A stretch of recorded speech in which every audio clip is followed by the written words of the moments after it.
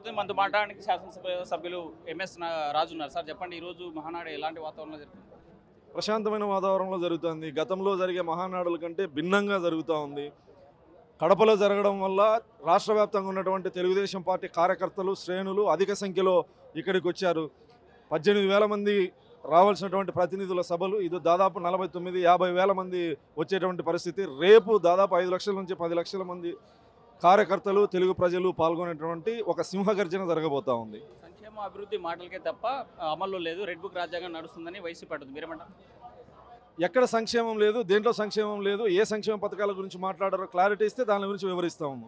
Red book రాజ్యాంగం 100% గత ప్రభుత్వంలో అప్రజాస్వామ్యబద్ధంగా అధికారం ఉంది కదా అని విర్రవీగి చట్టాన్ని అతిక్రమించి వ్యవహరించినటువంటి వాళ్ళు ఐఏఎస్ అధికారులు కావచ్చు, ఐపీఎస్ అధికారులు కావచ్చు, మంత్రులు కావచ్చు, ఎమ్మెల్యేలు కావచ్చు, అవినీతి చేసినటువంటి వాళ్ళని అరెస్ట్ చేస్తే, సాక్ష్యాధారాలతో సహా అరెస్ట్ చేస్తే రెడ్ బుక్ రాజ్యాంగం ఏముంది? లోకేష్ గారు పాదయాత్ర జరిగేటప్పుడు స్పష్టంగా చెప్పడం జరిగింది, ఎవరైతే దుర్మార్గంగా వ్యవహరిస్తారో, ఎవరైతే అన్యాయంగా ప్రజల్ని హింసిస్తారో లేదా అవినీతికి పాల్పడతారో వాళ్ళందరినీ ఖచ్చితంగా రెడ్ బుక్లో పేరు నమోదు చేయబడుతుంది, శిక్షించబడతారని చెప్పి స్పష్టంగా చెప్పడం జరిగింది. రాజ్యాంగానికి లోబడి ప్రజాస్వామ్యబద్ధంగా ప్రజలకు జవాబుదారీతనంతో పనిచేసేటువంటి ప్రభుత్వం ఖచ్చితంగా తెలుగుదేశం పార్టీ కార్యకర్తలను హింసించి హత్య చేసినటువంటి వాళ్ళ కోసం రెడ్ బుక్ అనేది ఎప్పుడు పనిచేస్తుంది. లిక్కర్ స్కామ్ జరగలేదు, కేవలం కక్షపూర్తే జరుగుతుంది, దమ్ముంటే అరెస్ట్ చేయండి అని జగన్ అంటారు. మీరేమంటారు? ఈ అన్ని జగన్మోహన్ రెడ్డి మాటలు మీ అందరికీ తెలుసు. లిక్కర్ స్కామ్ స్పష్టం. ఎక్కడ ఏ వైన్ షాప్లో కూడా డిజిటల్ పేమెంట్ లేకుండా చేసినటువంటి పరిస్థితి. వాళ్ళ గోడౌన్లో తయారు చేశారు. ఎక్కడికి పోయినా ఆ డబ్బులు స్పష్టంగా విజయసాయిరెడ్డి గారు చెప్పడం జరిగింది, మిగతా వాళ్ళ ఎంక్వైరీలో చెప్పడం జరిగింది.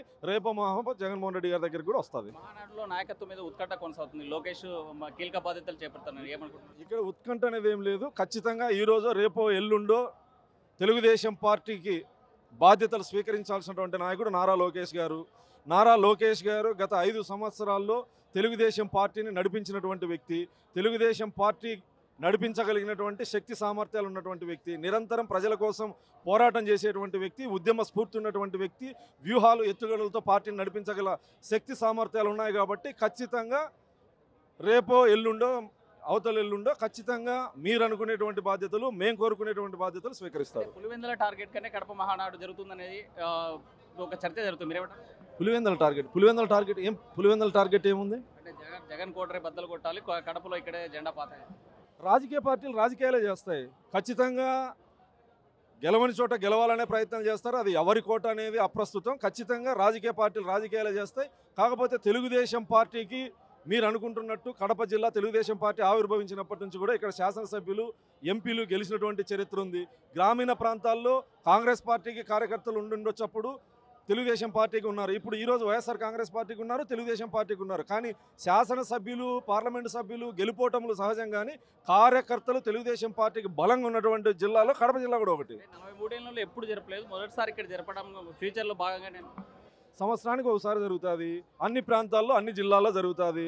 మీరు అడుగుతున్నారు కాబట్టి చెప్తాండా, దుర్మార్గమైనటువంటి పరిపాలన అందించినటువంటి జగన్మోహన్ రెడ్డి మీద కార్యకర్తలు పోరాడి విజయం సాధించారు కాబట్టి వాళ్ళ ఆనందం కోసం విజయ గర్వంతో కడప జిల్లాలో మహానాడు నిర్వహిస్తాను. వైఎస్ రాజశేఖర రెడ్డి విగ్రహాలకి మహానాడు సంబంధించినటువంటి తోరణాలు కట్టారు. మీ ఇండ్ల మీద వైసీపీ జెండాలు ఎగరేస్తామని వైసీపీ అడుగుతుంది. గతంలో వైఎస్ఆర్ కాంగ్రెస్ పార్టీ ప్లీనరీలు జరిగేటప్పుడు కూడా ఎన్టీఆర్ గారి విగ్రహం చుట్టూ వైఎస్ఆర్ కాంగ్రెస్ పార్టీ కార్యకర్తలు జెండాలు, కర్రలు కట్టడం జరిగింది. ఈరోజు తెలుగుదేశం పార్టీ కార్యకర్తలు కూడా కట్టారు. తెలుగుదేశం పార్టీ నాయకుల ఇళ్ల ముందు వైఎస్ఆర్ కాంగ్రెస్ పార్టీ జెండా నాటే మగాడు మనగాడు ఇంకా పుట్టలేదు.